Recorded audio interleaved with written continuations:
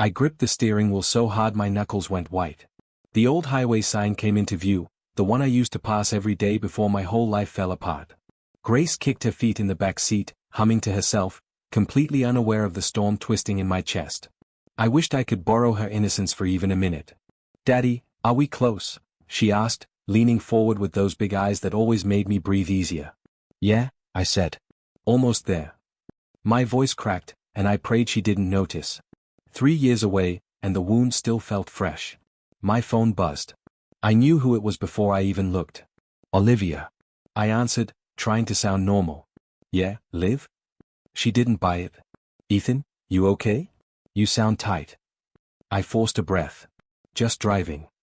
"You're shaking, aren't you?" she asked softly. "You always sound like this when you're shaking." I hated that she knew me so well. "It's nothing. Just memories." "Memories or ghosts?" she asked. "Because you're heading straight into both." I swallowed. "I'm not here for revenge." "You don't need revenge," she said. "You just need to breathe. And remember you're not that broken guy anymore." Grace started chanting, "Ice cream. Ice cream. Ice cream," and Olivia laughed. "See? You've got the cutest kid in the world cheering for you," she said. "That's gotta count for something." "It does," I whispered. But the truth was clear. The closer I got to town, the heavier the past pressed on me. Every mile felt like walking back into a fire I barely survived the first time. I could almost smell the smoke of old heartbreak. I turned onto Maple Road. The trees looked the same. The houses looked the same. Even the cracks in the sidewalk looked like they were frozen in time, waiting for me to return. My chest tightened. "That's our old school," Grace shouted, pointing out the window. "Yeah," I said, trying not to flinch at the memories flashing behind my eyes. The football field. The bleachers. The nights I walked Emily home, believing we had forever. The nights I was stupid enough to think love was safe. Olivia interrupted my spiral. "You don't owe anyone anything," she said. "Not Emily. Not Daniel. Not the town. You left because you had to." "I left because I was shattered," I said. "And now you're not," she replied. "You rebuilt yourself. Piece by piece." Maybe she was right. But I couldn't shake the feeling that the past wasn't done with me. Like it had been waiting, quietly sharpening its teeth. I pulled into the driveway of the small rental house on Elm Street. It wasn't much, but it was ours. Grace cheered like we had arrived at Disneyland. "We're here," she yelled, kicking the back of my seat in excitement. Her joy melted a little of the tension in my chest. "You'll be okay," Olivia whispered through the phone. "And if you're not, call me. I'll pick up no matter what." "I know," I said. "Thank you." "Always," she replied. I ended the call and stepped out of the car. The air smelled like cut grass and old memories. Too familiar. Too sharp. Grace jumped into my arms, laughing. I held her close and felt something inside me settle, just a little. "I'm home," I whispered. But the truth hit a second later, cold and unforgiving. Home wasn't safe. Home was where the ghosts waited. The grocery store smelled like lemon cleaner and cold air, but all I felt was the tight knot in my stomach. I only needed milk and bread, fast in, fast out. That was the plan. I pushed the cart forward. "Grace, stay close," I said. "I am, Daddy," she whispered, hugging my arm. I turned the corner, and froze. Emily stood by the fruit section. Her hand hovered over a tray of apples, but the moment her eyes met mine, everything inside me went still. Her lips parted like she had forgotten how to breathe. "Ethan," she said, voice soft, shaky. I felt Grace's small fingers slip into mine, grounding me. Emily's eyes flicked down to Grace's hand wrapped around mine, and something cracked across her face. Shock first. Then regret. Then, God help her, jealousy. I swallowed hard. "Emily." Her voice trembled. "I didn't know you were back." "I didn't announce it," I said. Grace tugged my sleeve. "Daddy? Who's that?" I forced a breath. "Just someone I used to know." The words hit her. I saw it in the way she blinked fast, like she was trying not to cry. I didn't expect," she whispered. I cut her off. "We don't need to do this." She took a shaky step toward me. "Please. I just want to talk." Before I could answer, a too familiar voice echoed from behind her. "There you are, Em. I was looking for." Daniel stopped when he saw me. His smile faltered for half a second, just long enough for me to notice the fear underneath it. Then he straightened, forcing confidence into his posture. Well, he said. Didn't think I'd see you back here. Surprise, I said. His eyes locked onto Grace, and his voice dropped. And, who's the kid? My daughter, I said, steady and firm. Emily's breath caught. Daniel's jaw tightened. Emily whispered, almost to herself, you're a father. Yeah, I replied. I am. Daniel scoffed, but it sounded forced. Good for you, man. I could hear the crack in his voice. He wasn't calm. He wasn't confident. He was threatened. Emily stepped closer. Ethan, please, can we talk? Just for a minute. I pulled the cart back. No. Not here. Not now. Her eyes glistened. I just want to explain. I'm not interested. Daniel put an arm around her shoulder, but she didn't lean into him. She looked like she wanted to move toward me instead. That hurt more than I wanted to admit. Daniel cleared his throat. Come on, Em. We need to go. She didn't move. Her gaze stayed locked on me like she was trying to hold onto a past she had thrown away. Grace tugged my hand again. Daddy, can we get ice cream now? I nodded. Yeah, sweetheart. Let's go. I started to walk past them. Emily whispered, Ethan, please. Her voice cracked like a prayer she wasn't allowed to say out loud. I didn't look back. Take care, Emily. But the moment I reached the next aisle, my hands shook. My heart slammed against my ribs. Seeing her, seeing both of them, had ripped open the memories I spent years trying to bury. Her unhappiness. His insecurity. Their fear. I didn't know what any of it meant. But I knew one thing.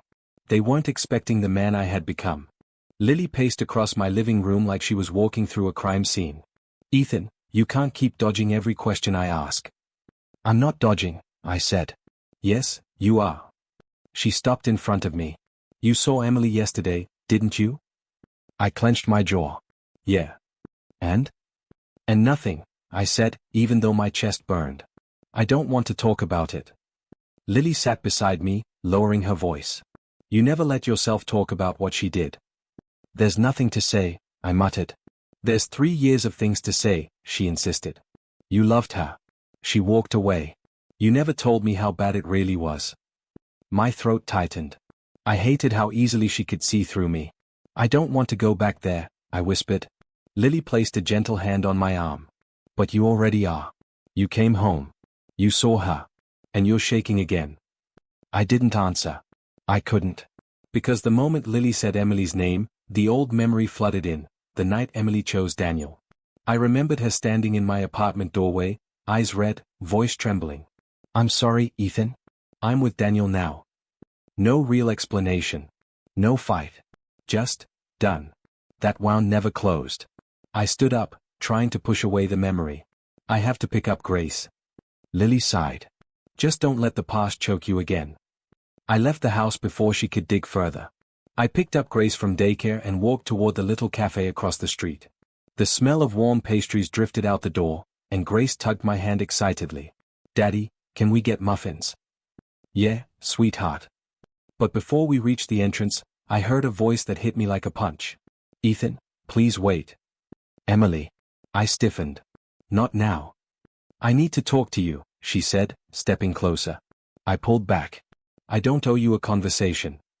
Her eyes filled with something heavy, something almost painful. I know. But I still need to say things. Grace peeked up at her, curious. Emily's gaze softened when she looked at her, and for a moment, she seemed almost undone. She looks so much like you, Emily whispered. I swallowed hard. Don't. I'm not trying to hurt you, she said. I swear. You already did, I said. She winced like the words cut her. Ethan. I didn't leave because I stopped loving you. My chest tightened. Then why? Why Daniel? Why everything? She shook her head. It wasn't what you think. It doesn't matter anymore. It matters to me, she said. I live with it every day. I saw it then, the guilt in her eyes. But behind it, regret. Deep, gnawing regret. She glanced at Grace again like she was imagining something she shouldn't. Something that made me uneasy. I stepped back, putting space between us. I'm not ready to hear anything you have to say. Please, she whispered. But I turned toward the cafe door. Not today. As I walked inside with Grace, I felt Emily's eyes on my back, heavy, aching, full of the past I wasn't ready to face. Not yet. I didn't expect anyone to be outside my father's old workshop, but when I walked up the gravel path, Daniel stepped out from behind the rusted truck like he'd been waiting for me. "Ethan," he said, arms crossed too tight. "We need to talk." I sighed. "Do we?" "Yeah," he snapped. "We do." His voice was sharp, too sharp. I could hear nerves under every word. I kept my distance. "If this is about Emily." "Of course it's about Emily," he barked. "You show up after 3 years with some kid, and now she's acting weird." "My daughter," I corrected. He flinched. "Whatever. The point is, you're messing things up." "I'm buying supplies," I said. "That's all." He stepped closer. "Don't play dumb. I know how she looked at you in that store." My chest tightened. "If you have a problem with your wife, that's not on me." His jaw flexed. "You think you're better than me?" "No," I said. "But I think you're scared." His eyes widened. "Scared? Of you?" I didn't have to answer. He already knew. He laughed, but it cracked down the middle. "She chose me, remember?" "Did she?" I asked quietly. He grabbed my shirt, but his hand shook. "Stay away from us." I stared him down. "Let go." For a second, he didn't move. Then he stepped back, running a shaky hand through his hair. "This town doesn't need you coming back and stirring things up," he muttered. "I didn't come for her," I said. "I came because this is my home." "Well, it's mine now too." He tried to sound confident, but his voice broke again. Then he stormed to his car and sped off, tires kicking up dust. I exhaled, rubbing my eyes. What the hell is happening? "Still getting into trouble, huh?" a familiar voice called. I turned and saw James leaning against the workshop door, arms folded, same crooked smile from high school. "James," I said. "Didn't know you were in town." "Didn't know you were either," he said. "But word travels fast here. Especially when Daniel's losing it like that." I frowned. "He's always been a jerk." "Yeah," James said. "But lately? His worse." "What do you mean?" James looked around, lowered his voice. "His contracting business is tanking. Missed deadlines. Bad deals. Guys quitting left and right." "That explains the tension," I muttered. "That's not all." James leaned closer. "People are saying he and Emily are fighting. A lot." My stomach twisted. "That's not my business." "Maybe not," James said. "But Daniel thinks it is. He thinks you're a threat." "I'm not trying to be." James shrugged. "Doesn't matter. He knows she cared about you more. That kind of thing sticks in a man's head." I exhaled. "Great. Just what I needed." James clapped my shoulder. "Look, man, be careful. Daniel's cracking. And when guys like him crack, they get ugly." I nodded slowly. "Yeah. I noticed." As I walked away from the workshop, I felt the shift in the air. Daniel wasn't just jealous. He was scared. And scared men do stupid things. Grace and I were at the park, sunlight slipping through the trees while she kicked a ball across the grass. Her laughter echoed, warm and bright, something pure in a world that wasn't. "Daddy, look," she yelled, chasing the ball. "I see you," I said, smiling despite the tightness in my chest. Then I heard footsteps behind me. "Ethan, please don't walk away." My whole body froze. I knew that voice. I turned slowly. Emily stood a few feet away, eyes red, hands shaking. "What are you doing here?" I asked. "I had to talk to you," she whispered. I said not yet. "I know," she said, stepping closer, "but I can't hold this anymore." I crossed my arms. "Spit it out then." She swallowed hard. "Daniel lied to me." I laughed once, bitter. "That's not news." "No," she said quickly, "you don't understand. He told me things about you. Things he made up."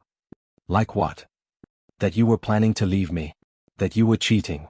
That you were bored with us." Her voice cracked.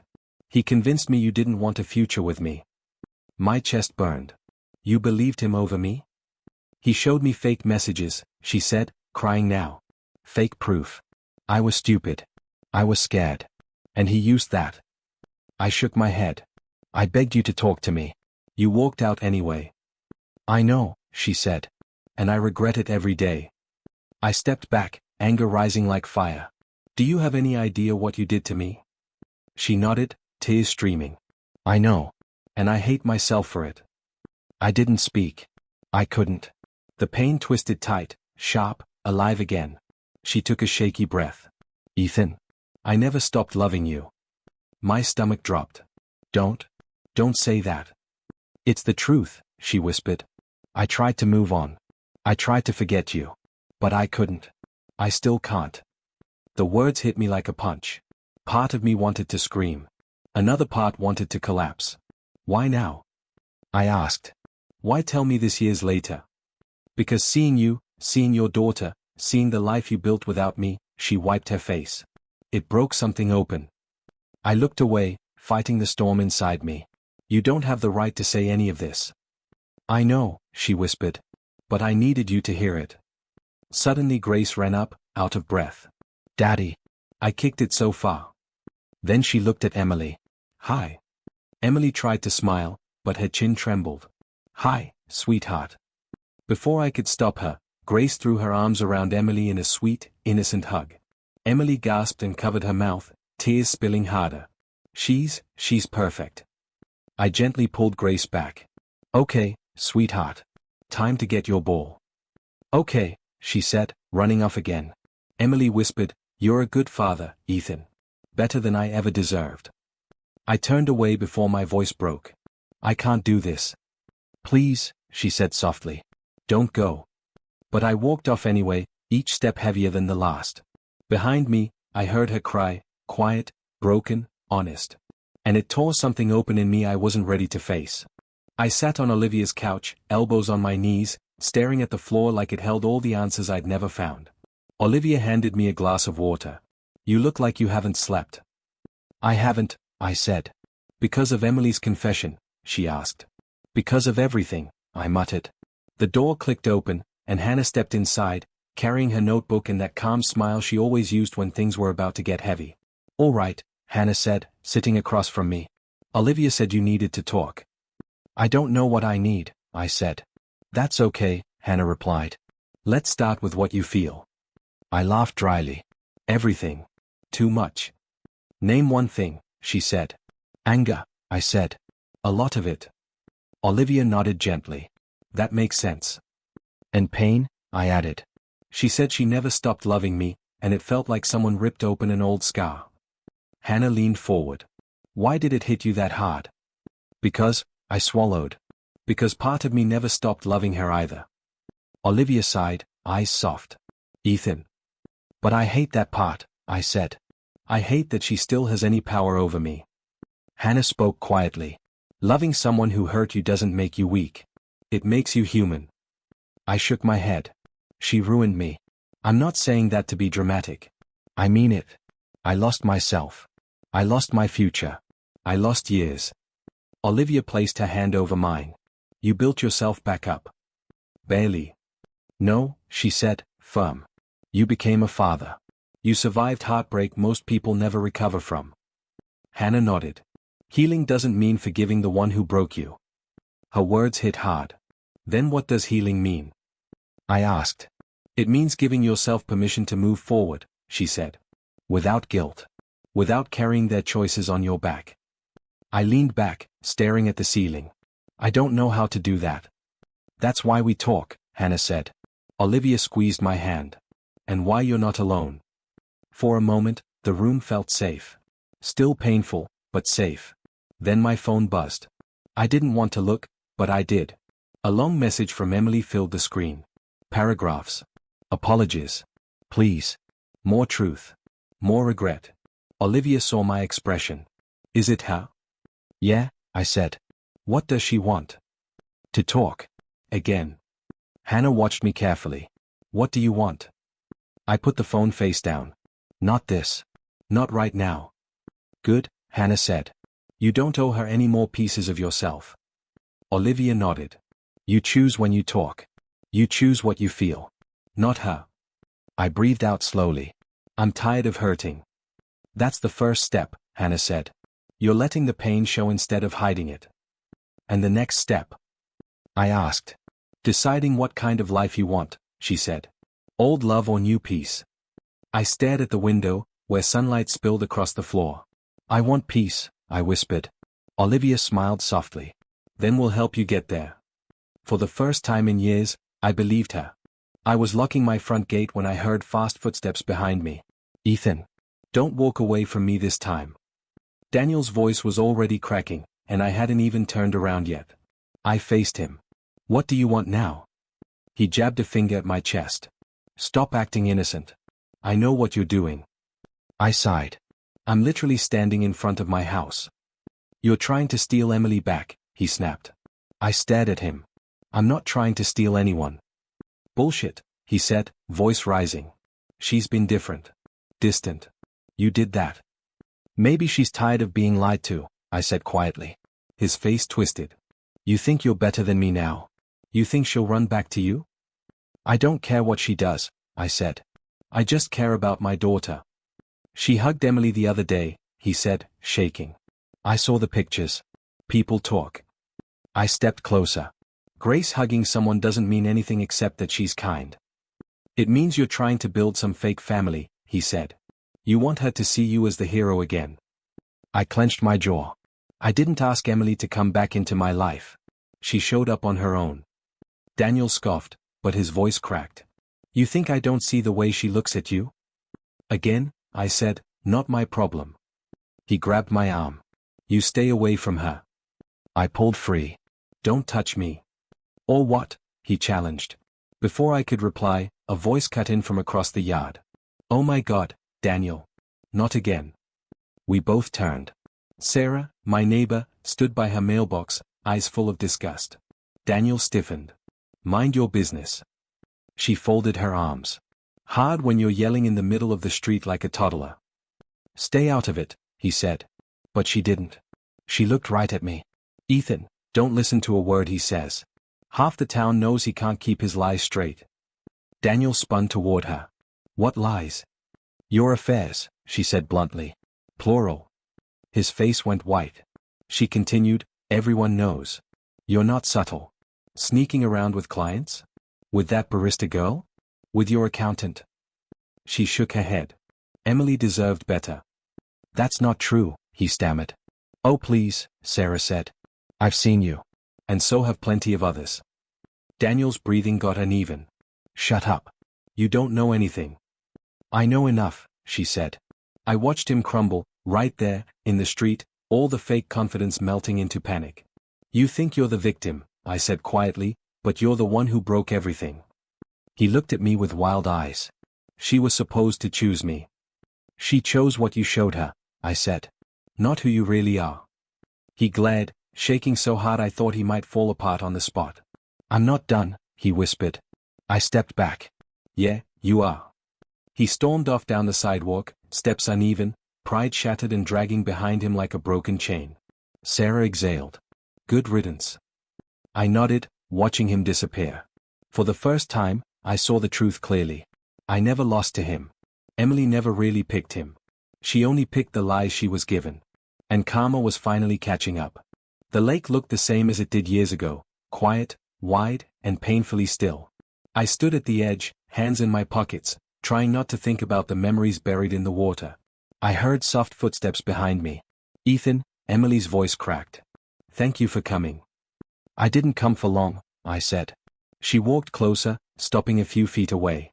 I know you hate this place now. I don't hate the lake, I said. I hate what happened before it.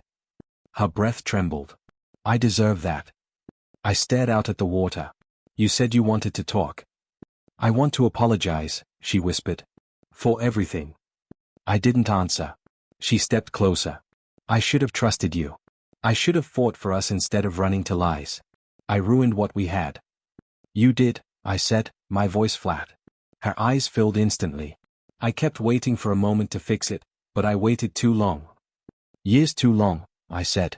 She nodded, wiping her cheeks. I know. And I hate myself for it. I loved you, Ethan. I never stopped. I closed my eyes. You don't get to say that now. But it's true, she insisted. I wake up wishing I could go back to the day I chose Daniel. I wish I could undo everything. Life doesn't work like that, I said. She breathed shakily. Give me another chance. Just one. I'll prove it. I'll do anything. No, I said gently. Her face crumpled. Why? Because I'm not the same guy you broke, I said. I spent years trying to survive something you walked away from in one night. I know, she said. And I'm so sorry. You taught me something, I continued. You taught me what it feels like to lose myself for someone. And I won't do that again. Emily shook her head, tears falling harder. I never stopped caring. I swear. But you stopped choosing me, I said. And that matters more.